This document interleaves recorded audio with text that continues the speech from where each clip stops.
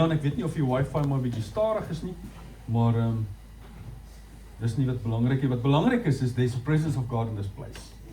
I'm so excited to see the guys from Lighthouse coming back so that we can be voltallig again. Elijah House, het ek gesê Lighthouse. And the testimonies that's going to come out there. Ouens, ek wil vir julle regtig motiveer as daar's al kursusse wat ons almal moet deurloop, is dit Elijah House. It really, dis een van daai kursusse wat jou omdop en alles uitskit, jou uit en afspoel en jou terugdop. It really makes a huge difference. So I'm excited to see what is going to happen. So what I want to talk to you about this morning is that difference between an eagle and a chicken. So this morning in pre-prayer I said, who feels like an eagle today? And they all say, no, we feel like chickens, ons wil naby mekaar sit en warm kry vanmôre. But that God has called us to be eagles and not chickens. And ons gaan nou 'n bietjie daaroor gesels. This story that someone told, that they said that there was an eagle that hatched an egg. And the egg fell, because of the wind, the egg fell out and it landed right into the chicken's nest. The den. En die hoenders het die eiertjie uitgebroei. And next moment this little eagle came out. And the eagle walked like the chickens.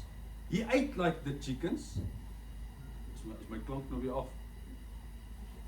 Ekskuus, jy moet net nou ander mic met af.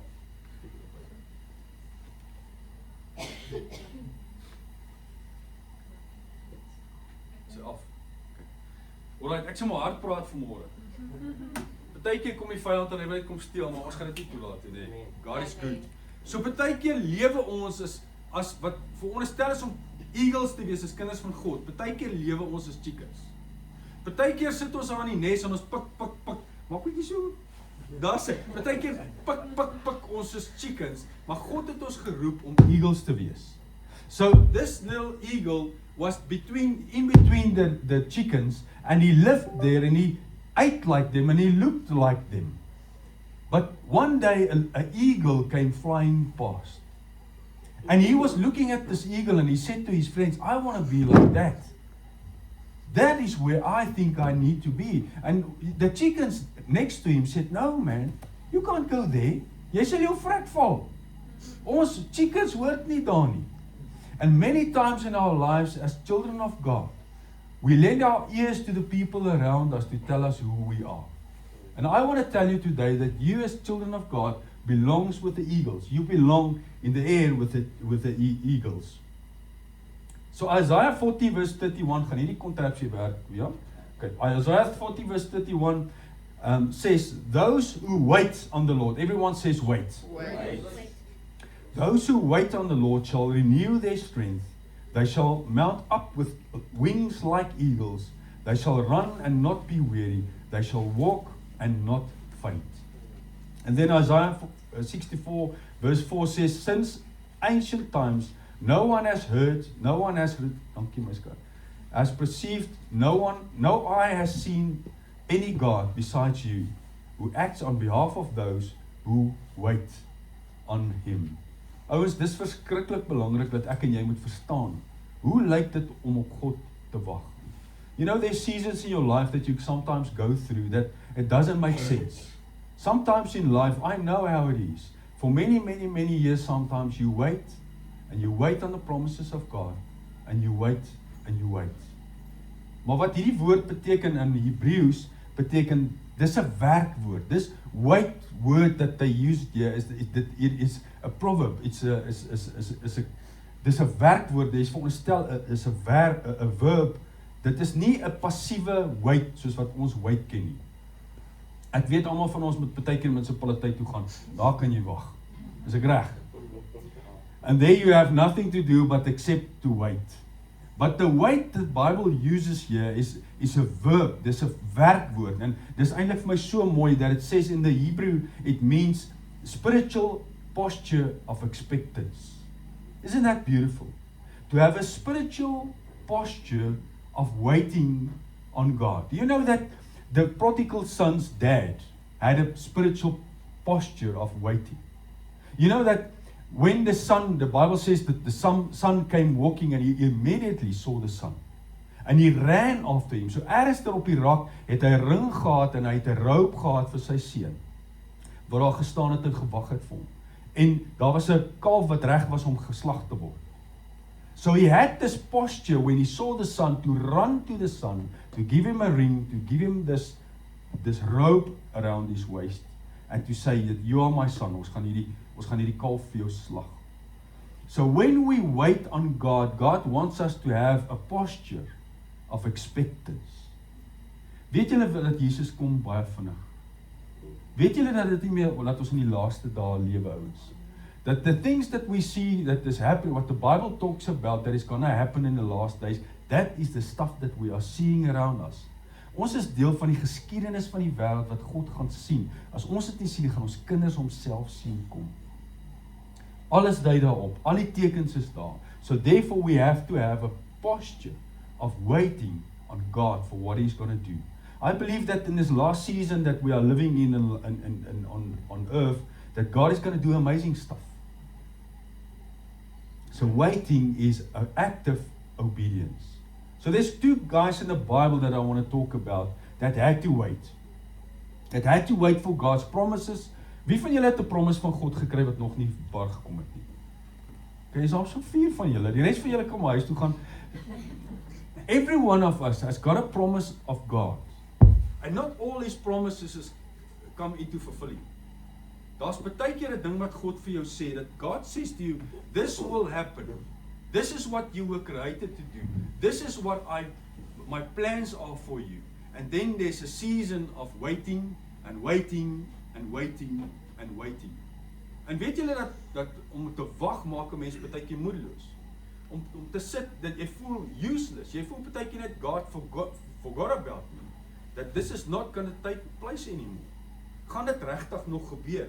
En daar's 2 ouens in die Bybel en hulle albei was konings.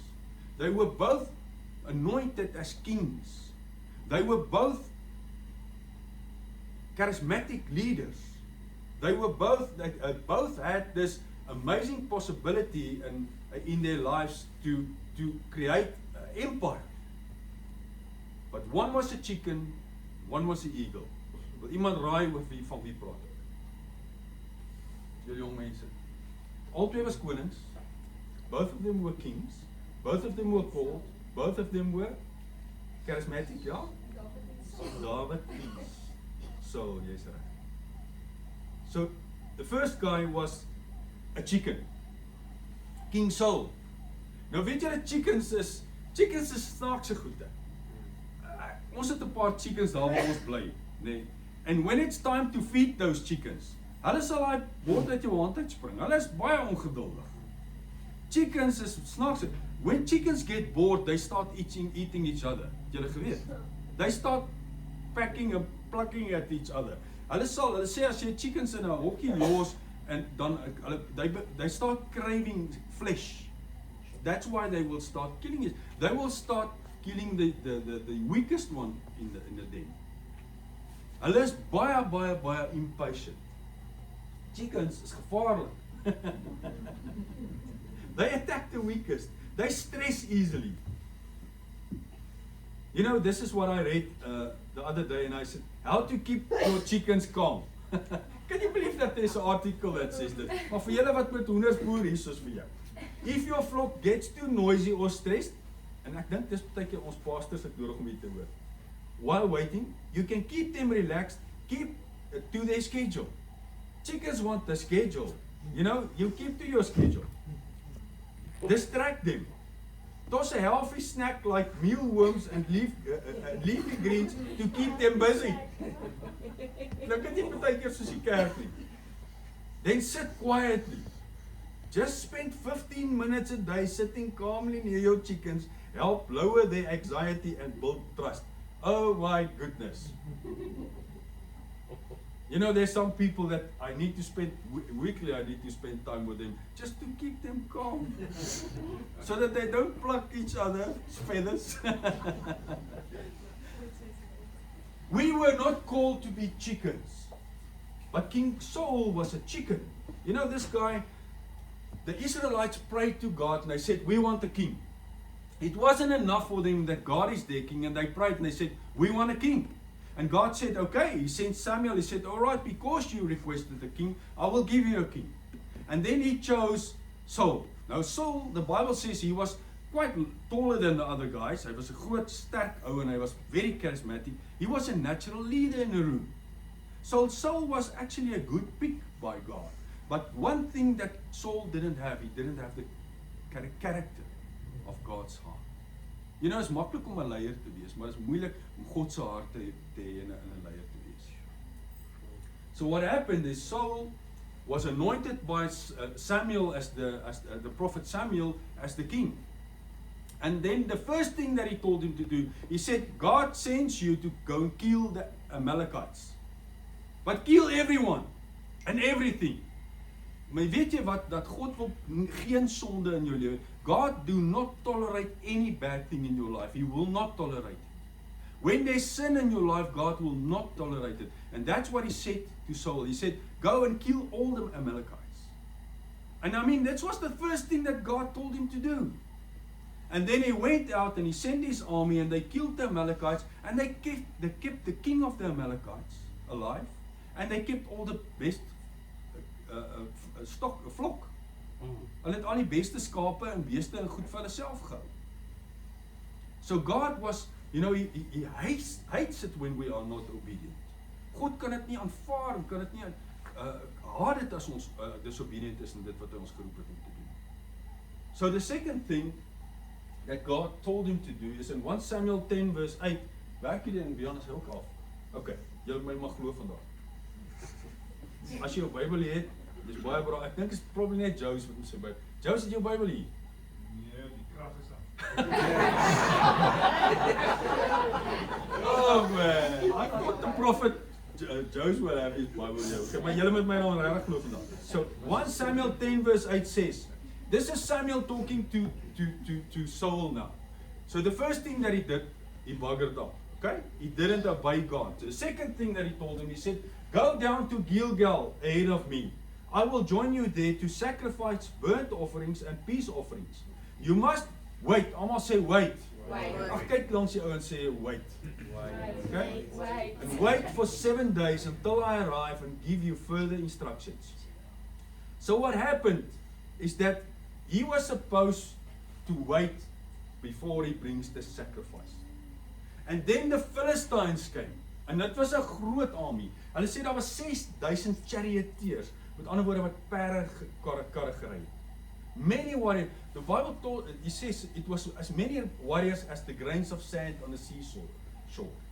Kan julle imagine hoeveel weermag ouens het teen hulle opgekom? En hierdie weermag van Saul was bang. Hulle het begin bang raak.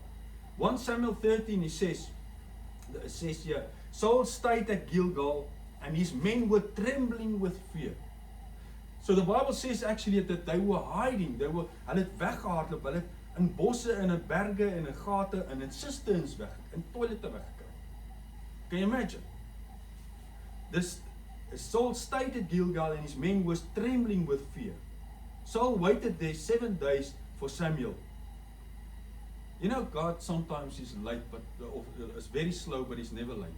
Guys, God is slow, but he's never late. You know, God, I don't know who of you, but for me, when I trust God for something, God normally comes through just at the last when I think I can't do this anymore. I spoke to someone this week and he said, God didn't come at 99, he came at 101.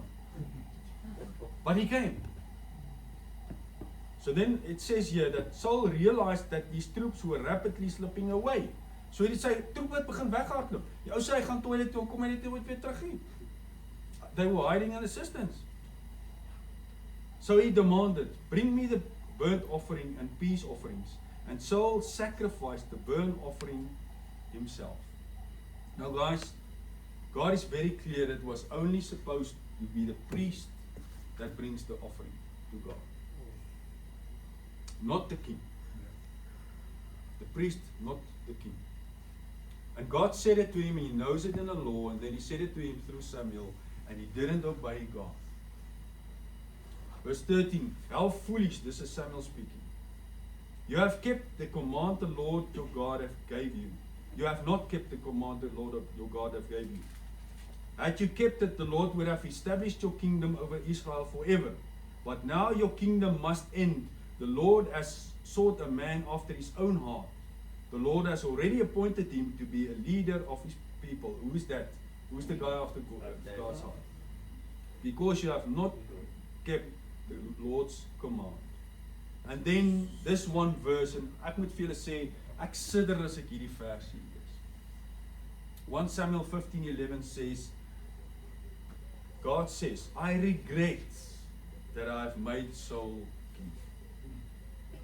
Ouens, kan jy imagine, die Bybel praat daarvan, dat as ons by die Here kom eendag, dan gaan hy sê, well done my faithful servant, is ek reg? Can you imagine standing before God and he's saying, I regret that I've made you king. I regret that I've made you a priest. I regret that I've made you a mother or a father. I regret giving you the stuff to manage for me and you didn't do that. I regret giving you friends that loves you and you didn't love them back. I regret giving you children and you didn't make sure that they serve me. Kan julle imagine om voor God te gaan staan eendag en God sê, I regret making you. Guys, don't miss God's will for your life. Don't get to a point where God has to say, I regret you, and then change his plan and choose someone else.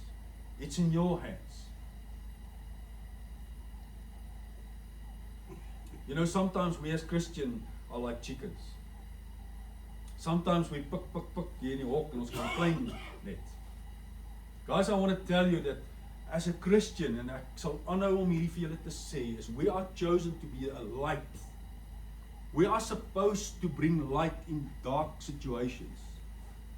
I read somewhere in the Bible this week, en ek het hoendervleis gekry toe ek het sien, that the light was overcome by darkness. Weet julle dat ons in 'n donker wêreld leef waar korrupsie en misdaad en slegte goed om ons gebeur, en that you are supposed to bring to be a light. Not only are we the light, but we are, come on, salt. Salt brings flavor. So when you get to a situation where there's people speaking and talking, you are supposed to bring flavor to that conversation. And one of the things that ons Suid-Afrikaners baie goed is om te kla, en te kerm, en te moan, en te groan.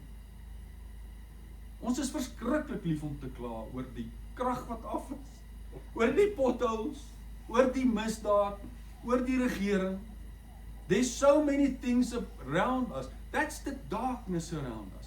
You are supposed to be the light. I can just imagine, like God did with Saul, that God said, I will bring you a king that will serve me. And then that king became part of the darkness.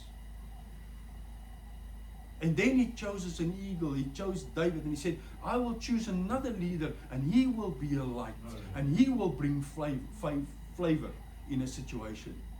I can just imagine God sitting and he's looking at South Africa, he's looking at the Vaal Triangle, he's looking at Iskor and Sasol en plekke waar ons in die marketplace in gaan, and he says, look at my son and my daughter. That is the light that is going to shine my light and my glory in that situation. They will bring the light in that situation. And then we start complaining and become part of the darkness around us. Guys, we were not called to be chickens. We were called to be eagles. Ons moet flavor bring, ons moet lig skyn. A chicken never grows up. And then the chicken that, a chicken normally surrounds himself with the wrong friends. Kan julle imagine hierdie klein eagletjie wat daar in die chicken nest rondloop? Hy's groter as sy boeties, sterker as sy boeties. Hy het al die possibilities in hom. Binne in daai eagle is die possibilities om te vlieg, om te soar. Eagles don't fly, they soar. So inside this, what he thinks is a chicken, there is this possibilities. And there's so many Christians in life that doesn't know what the possibilities are that God has placed inside of you. It's already there. You already have the possibility. Jy het alles wat jy nodig het om 'n eagle te kan wees binne in jou. Al wat jy nog nodig is die wind van die Heilige Gees, en ons gaan nou ietsie daaroor sê. But if you surround yourself, en ek wil vir die jong mense hierdie sê, if you surround yourself with chickens, you're gonna remain a chicken. Want jou chicken pelle gaan sê, jy gaan jou vrek val, as jy mal om op te gaan. Jy kan nie daar bo wees nie. Ons eet pitte, boeta. Jy kan nie wil hoenders eet nie, ons eet pitte. We are supposed to soar like eagles. And then I'm talking about the eagle David. In 1 Samuel 16, David was anointed by the prophet Samuel. So God changed his mind. Do you know that God can change his mind? Is jy dit geweet? Dis so. Lees 'n bietjie in die Bybel. Daar's 'n paar plekke in die Bybel wat sê God changed his mind. God changed his mind with Saul because of what Saul did. Not because of what God did. But in 1 Samuel 16, David was anointed as king. But only in 2 Samuel 5 verse 3, he was inaugurated as a king. So daar was 15 jaar, ouens, 15 jaar vandat hierdie klein seentjie geroep is. You know, David, when Samuel got to his, God said to Samuel, go to Jesse's house and anoint one of his sons. So Jesse got there, en hy sien hierdie seuns, en een is groter as die ander, en hy sê, yeah, he's potentiaal hier. But God says to him, you know, don't look at the outward. Look at the inward. That's what I'm looking at. I'm looking at the hearts. So there Jesse's sons came, and the one after the other, and God says, no, no, no. And he says to Jesse, is dit al seuns wat jy het? En hy sê, ek het nog so kleintjie, maar hy's nogal, hy kyk na die skape. He wasn't even significant enough to his dad to call him. You know, guys, that many of you sitting here think that you are not significant to God. Man, ek wil vir jou sê vandag, there is so much inside of you that God can use. There's so much inside of, there's an eagle inside of you. Glo julle dit? There is this possibility, alles wat God nodig het om 'n amazing leier te hê, om 'n amazing kind, 'n amazing pa, amazing seun, amazing wat jy ook al geroep is in die marketplace om te doen. Inside of you, but it's time that you start believing this. So David was called, and then God said, this is the next king. En dan is hierdie klein seentjie, is hy geanoint. God said, anoint him, now you are king. And I can just imagine, if I was David, I would probably say, okay, nou waar's my troon? Waar's my kroon? Waar's my mense wat ek moet regeer? David said, thank you sir, and he went back, en hy het na sy skape gaan kyk.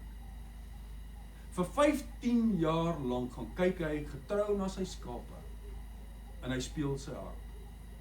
So much so that King Saul later heard about this boy. Now King Saul was over, God actually sent, the Bible said God sent an evil spirit onto Saul, wat hom geboelie het. And to quiet this evil spirit, the only way he could quiet it is by getting David to come and play his harp. So David was anointed as a king, but he went back to what God told him to do. And he served. Guys, if there's something that I want to tell you, that what God is placing on my heart for the season, for the church right now, is to serve. You know, Jesus was the greatest servant ever. David was a great servant. He served his father by looking after the sheep. He served his king by playing the music for him. Hy het nie een keer groot kop gekry en gesê, maar nou is ek die koning nie. Hy het nederig gebly en gedoen wat God hom geroep het om te doen. But for 15 years he didn't just sit around. David waited actively on God. He had the spiritual posture of expectancy. Spiritual posture of expectancy. You know that eagles know how to wait. An eagle can sit up to a week and wait for his prey. I can just imagine this eagle sitting high up a mountain or in a tree, looking, and ons gaan nou iets sê oor hulle visie, and how they look for their prey and they wait. And can you imagine the juvenile sitting next to his dad and saying, Dad, daar gaan 'n muis. Nee, ons eet nie muise nie. Dis net 2 ape aan sy grond. Ons soek rabbits. 3 dae later, Dad, but there's something bigger. Nee, ons gaan nie meer katte eet nie, ons soek 'n rabbit. But Dad, this looks like an opportunity. No. You know, eagles knows how to wait. Eagles knows the voice of God. Can you just imagine if Samuel anointed the wrong brother? Can you just imagine? That's how disastrous it is. Guys, if there's something that the church needs in this time that we are living in, is to tune our ears into the frequency of the Holy Spirit. You know that the Holy Spirit's got a frequency. And that frequency isn't the shouting. That frequency isn't in the storm. Hy's nie in die wind nie. Hy's nie in die aardbewing nie. That frequency is in the silence. That's the. Jy weet die vyand skree op jou? Hoeveel van julle het al dat die duiwel die duiwel nie. Jy kry 'n oproep. Hoor jy moet hierdie ding nou koop, hy's op special. Kyk, julle girls like it man. Hierdie ding is op special. Daar's nog net 3 oor in die hele land. En as jy hom nie vat nie, is hy gone. You know that the devil can shout at you and say, "Do it now. Now." I want to tell you this is what I've learned. If whenever someone says to you, do it now, then normally it's not God.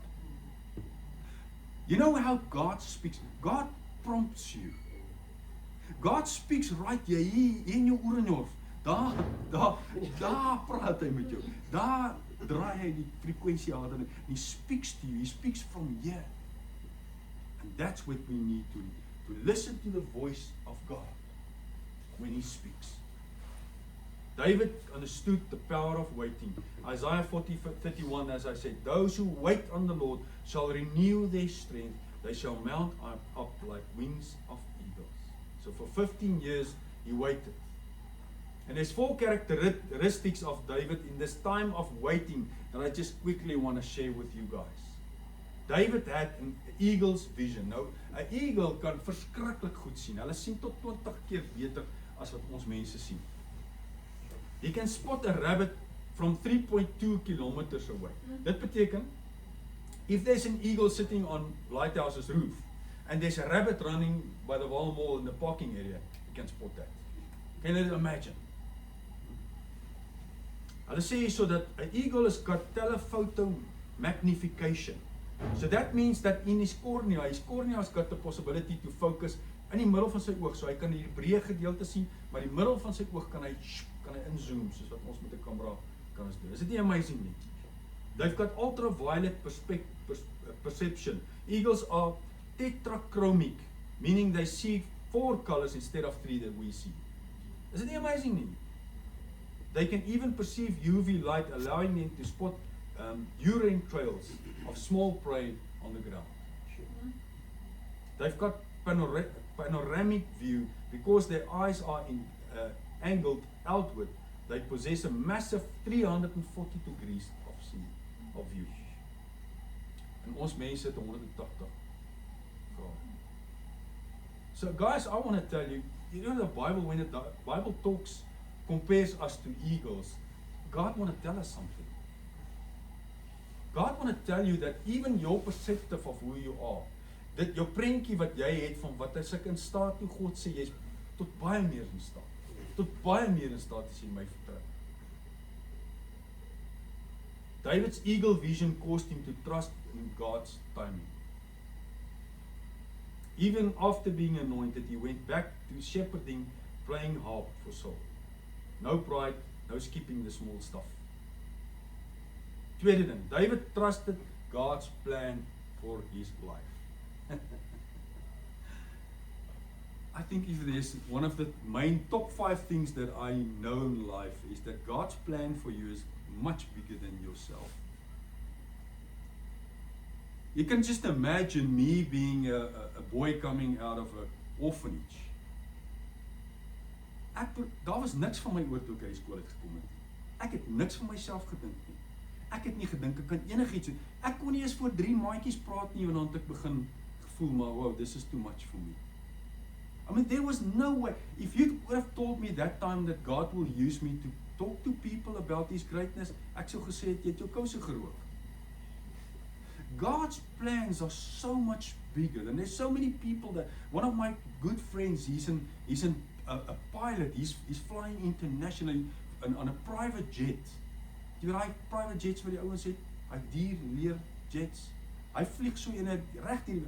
I had a coffee with him the other day and he said, you know, the only thing that I wanted to do, I wanted to fly a two-seater, you know, from one place to another. Miskien medikasie gaan aflaai of ietsie. And then I understood that God's plans are so much bigger for me. Guys, I want to tell you, God's plans will never stop for you. And I don't care what age you are. I really don't care. Joe's is so 'n goeie voorbeeld. Dat op Joe's, jy's nou 25, né? He's 70 some change. He started a new business just now. Jy's vir ons almal 'n voorbeeld, Joe's. Né? I want to tell you that doesn't matter how you feel. Jy kan dalk sê jy maar my rug geseer en ek kan nie my knieë begin oppak. Nee. God want to use you wherever you are, whoever you are. There's a few instances in the Bible that people said, but I'm too young. Wat hulle gesê het, maar ek is te jonk, ek kan nie hierdie doen nie. Ek wil vir julle jong mense sê, moet nooit na jou jonkheid vaskyk nie. Moenie dink dat ek nie significant goed genoeg is vir God nie. Moenie dink dat God jou nie kan gebruik nie. When God is inside of you, you can do anything, man. Anything. Check, my nou skoon uit my notas uitgepreek. You know, eagles, when there's a storm, they've got this, they get excited. Wie van julle raak excited as daar storms is? Man, jy's uniek. Eagles get excited when there's storms. You know what they say is when there is a storm, they get excited, hulle adrenaline begin, and then they wait for the right moment, and then they dive into the storm. And then they circle around, and they go above the storm. En dan kyk hulle die storm van bo af, en dan sien hulle die weerlig en alles, en dan hang hulle daar. The moment that they are above the storm, they don't have to fly anymore, they can just soar. And they can wait there for hours. Hulle sê die eagles kan vir 2 dae daar hang. Hoe kan die storm? Guys, I want to tell you, whatever your storm is, whatever the shaking around you is, wanneer jy begin bang word en wanneer jy begin dink, maar hoe gaan die sommetjies klop? Hoe gaan hierdie verhouding, is daar nog hoop vir hierdie verhouding in my lewe? Is daar nog hoop vir my familie en is daar nog hoop vir my om 'n vrou te kry? Deelies, I want to tell you, man, God is faithful. God is faithful. Die Here gaan vir jou bless met die mooiste vrou, jy kan sien. Hallelujah. Whatever your storm is it a financial situation? Is it a relationship that went bad? Is it perhaps your health? And I know there are people here really struggling with their health. Is daar 'n probleem wat jy gedink het wat dit kan net nie meer reg nie? I want to tell you that nothing is impossible for God. But it's important that we dive into the storm on the wings of the Holy Spirit, the wind of the Holy Spirit, and soar above the storm. Ek dink ons kan 'n series doen oor die storm, oor hoe om te soar above the storm. You know, it's interesting for me in the Bible that when there was a storm and the disciples were in the boat, they had to wake up Jesus. Weet julle dat God dit love as ons hom wakker maak? You know what? God loves it when we say, Jesus, wake up, God, don't you see my situation? Don't you see that we're going to die? Don't you see that we are drowning? Don't you see that the boat is coming full of water? Don't you see, God, that I cannot do this? Don't you see what is my situation? And then it's in that situation where you call unto God. Psalms 103 says, when we call unto God, He will bow down and He will listen and He will come through for you. Guys, sometimes we need to wake up and call unto God. If you are desperate for God, call unto God. Gaan in your prayer closet, close the door and call unto God, not because He is deaf or He is asleep, but God loves it when you come wanneer ons onder hom inkom and we say, God, you know, if you don't show up, dan gaan ek nie hier kan deurkom. Wie van julle het al vir God geroep? Regtig al vir God geroep? And every time I've done that, you know, there was a few times in my life that I had to lie on my face before God. I had to lie my face before God, and every time He showed up. Every single time. I know ek voel net ek moet dit met julle deel, that there was a time in my life that me and my wife lost our jobs and we didn't have anything. And we had to sell all the cars and caravans and motorbikes and whatever. And in that time, you know, I was like lying on my face before God, and I said, God, just show me that you still got my back. And this is one of the greatest testimonies, nie omdat dit 'n materialistiese ding is nie, but because of a small little paper. So 2 or 3 days later, a guy knocked on my door and he gave me a car, and he said, God sent me to give you this car, because I didn't have a car. And I was crying before God, and as this guy left, there was a little paper in the car, a little note in the car, and I opened up and that's the note. I didn't know this guy. I never met this guy. Ek weet nou nog nie wie sy nie. I think it was an angel, eh? But there was a note in the car, and when I read that note, it says, John, my son, I just wanted to remind you that I still got your back. That is exactly what I prayed. Exactly what I prayed. Ouens, ek wil vir jou sê that sometimes you must land and sit before God and say, God, I really need you. En net God sal weet of dit uit jou hart uitkom. David trusted God's plan. He had 2 chances to kill Saul, but he said, I will not. He actually said in 1 Samuel 24 and 26, and then he said, the Lord forbid that I should do this thing to my Lord, oor my koning, because he is the Lord's anointed. Moet jou nooit teenoor 'n geseënde van God uitspreek. Guys, don't pluck each other like chickens. He chose to wait on God's timing instead of forcing it. Number 3, David knew his purpose. And his purpose is to stay close to God. As daar iets is wat julle van hierdie woord kan vat vandag, is your purpose in life. The reason why God created you, why He planned you, is that God from the beginning couldn't stay away from man. When He created Adam and Eve, He was there in the garden with them. When Moses went in the 40 years, He said to Moses, build me a tabernacle, a tent, so that I can be with you. And then with David's son, He said, build me a temple so that I can be with you.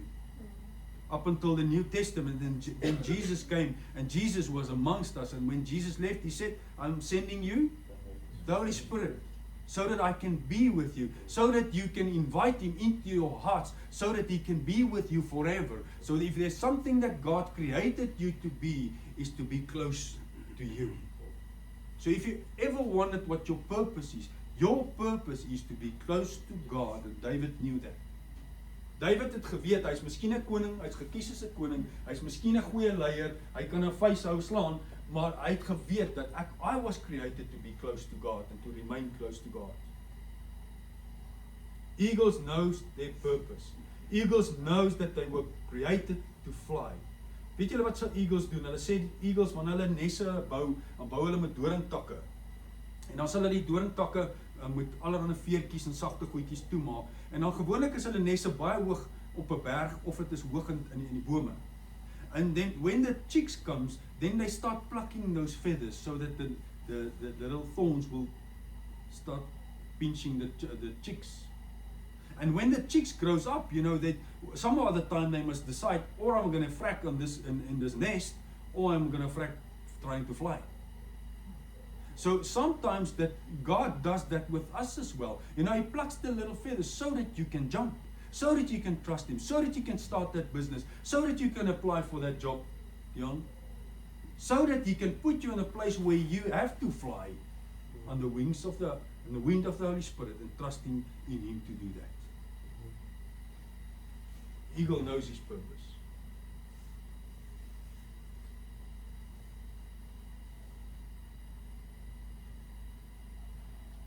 So David waited for 15 years. His purpose was to stay close to God. While you wait, what is in your hands? Onthou ek het al baie dit hierdie vir jou gesê. While you are waiting on God, what did God put in your hands? What can you do? Use that to glorify His name. David served, he prayed, and he worshipped God, and he wrote Psalms. Een van die mooiste psalms wat hy geskryf het in die tyd van 18 jaar wat hy gewag het, is Psalm 18, and it's like a love letter to God, and it says this, I love you, Lord, you are my strength. The Lord is my rock, my fortress and my savior. My God is my rock in whom I find protection. He is my shield, the power that saves me, and my place of safety. I called on the Lord, who is worthy of praise, and he saved me from my enemies. So David always said, God, you know what, life is hard. Lord, life is not fair. But one thing I know is I trust in God. And God will always come through for me. En dit is sy getuienis van sy lewe. And then the last thing, and I'm landing with this, is David knew how to rely on God. You know that eagles rely 100% on the wind. Sonder die wind kan hulle dit nie doen nie. Now they say what happens is that the sun heats the earth, then the earth heats the air, and this air is rising, and that way the eagles will wait for that air to rise, and then they will just jump into that. Dan sal hulle op daai air sal hulle sirkeltjie, totdat hulle daar bo is. En hulle vlieg daar bo by die vliegtuie. 20,000 voet sê hulle, 6 kilometer op, wat jy eagles sal kry. They know how to rely, David knew how to rely on God. David relied on God when the enemies came. Toe hy 'n leeu moes fight, toe hy 'n beer moes fight, toe hy vir Goliath moes fight. When he fought Goliath, he didn't even dress his armor, because he trusted God. He relied on God. He relied on God for seeking guidance. You know, every time you can go and read it, every time that David had to make a big decision, he went back to God and said, God, what should I do? God, where should I go? God, what is your will for my life? So David wasn't short-sighted. He had God's vision. Hy het nie sy eie plannetjies gemaak nie, he had God's plans. His purpose was to please, Saul's purpose was to please his men. David's purpose was to be near God. Saul trusted in his reputation. David relied on the wind of the Holy Spirit. So guys, where are you? Are you really trusting God for your life? Are you really having God's vision for what is going on? Are you waiting on God, expectantly that He will show up, that He will do something amazing in your life?